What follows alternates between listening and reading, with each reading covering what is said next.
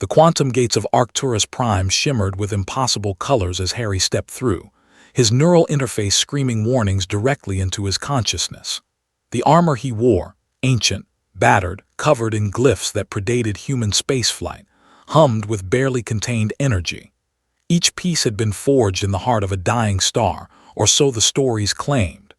Harry didn't know if he believed the legends, but he knew the armor worked, and in the outer reaches, that was all that mattered. The throne room materialized around him in cascading waves of reality reassembly.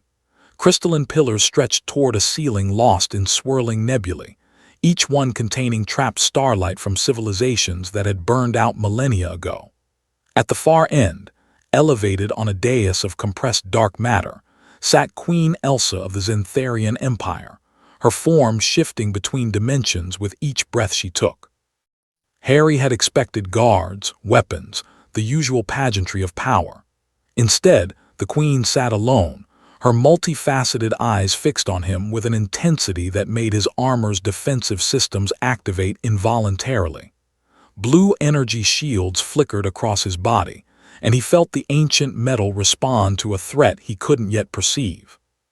"Deactivate your defenses, human," Elsa said, her voice resonating in frequencies that shouldn't have been audible to human ears. Yet somehow, the armor translated, feeding the meaning directly into Harry's brain stem. "If I wanted you dead, you would have been atomized at the threshold." Harry hesitated, then sent the mental command. The shields died with a reluctant whine. He'd come too far, risked too much to turn back now. The coordinates to reach Arcturus Prime had cost him 3 years of his life in time-dilated service to a Mercurian data broker.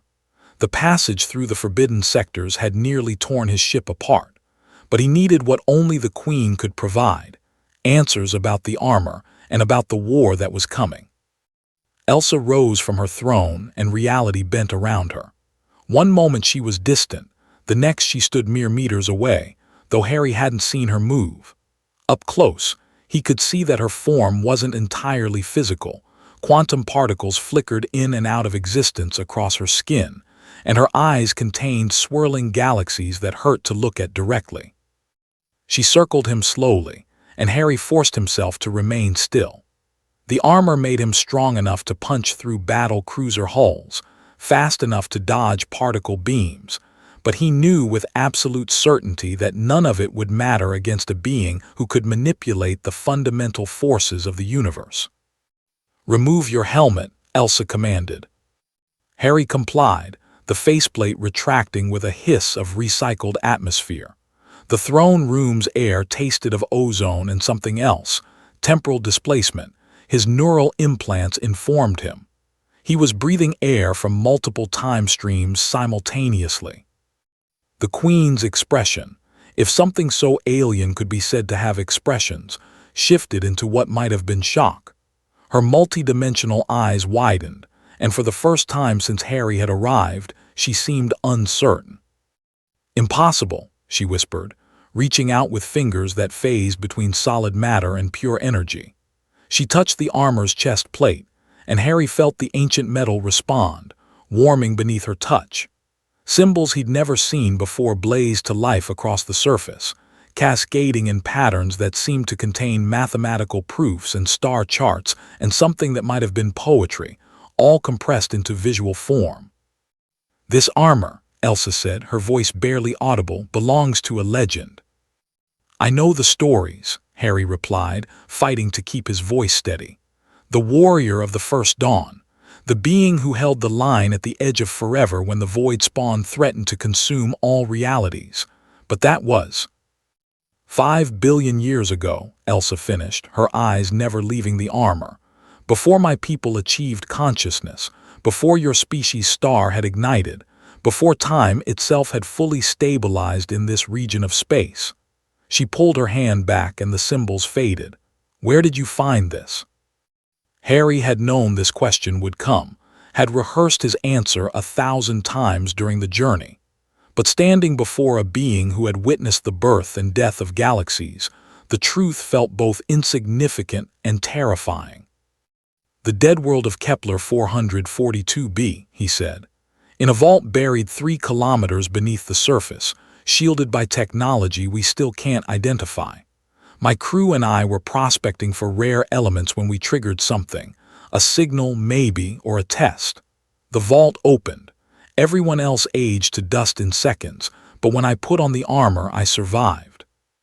The armor chose you, Elsa said, and there was something in her voice that might have been pity or envy or fear. Do you understand what that means? No, Harry admitted. That's why I'm here. The armor, it shows me things.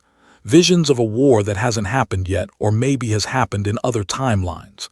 I see fleets of ships bearing down on human space, on Xantharian space, on every inhabited system in the known universe. And I see myself standing at the center of it all, wearing this armor. Elsa turned away, her form flickering through several quantum states in rapid succession. When she stabilized, she looked older somehow, as if the weight of eons had suddenly become visible.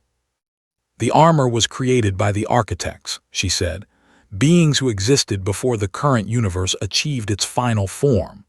They saw what was coming, the convergence, the moment when all possible timelines would collapse into a single, inevitable point. They forged 7 artifacts to serve as anchors, to give the universe champions who could stand against the forces that would seek to control that collapse. She gestured, and the air between them solidified into a holographic display showing a web of timelines, all converging toward a single point that blazed with impossible brightness. This armor is one of those 7, Elsa continued.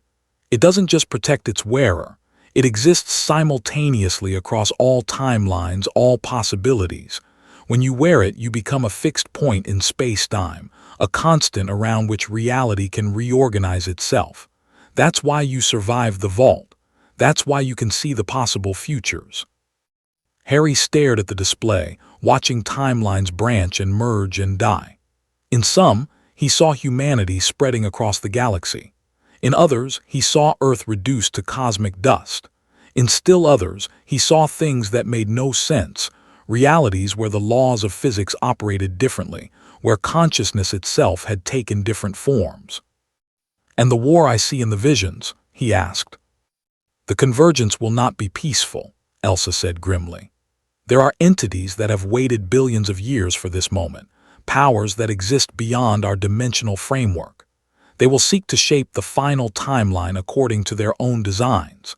The architects created the 7 artifacts to give the organic races a chance to preserve our own agency, to ensure that when all timelines collapse, we retain the freedom to choose our own fate.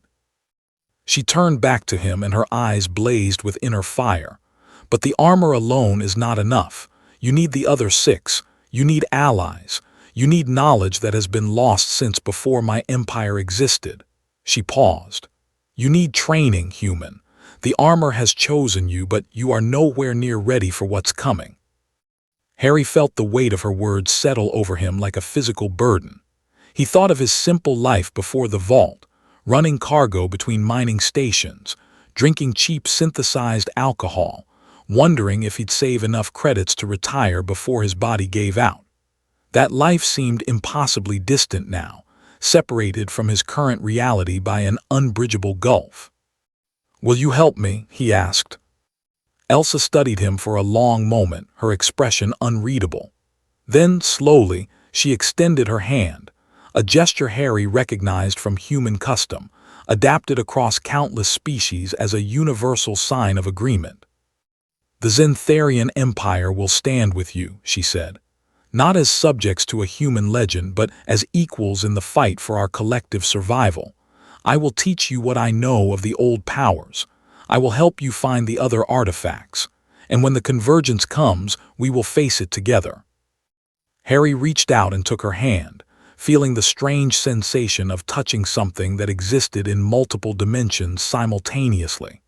The armor pulsed with approval, and for just a moment, he saw a vision different from all the others, a future where he and Elsa stood side by side, not at the edge of destruction, but at the dawn of something new.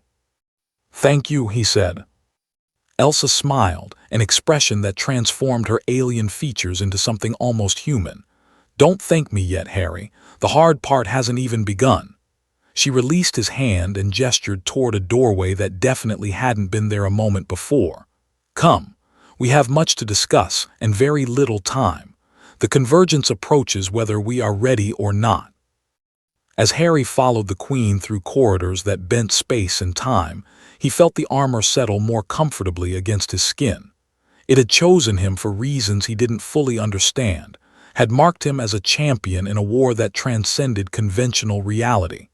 But he was no longer alone.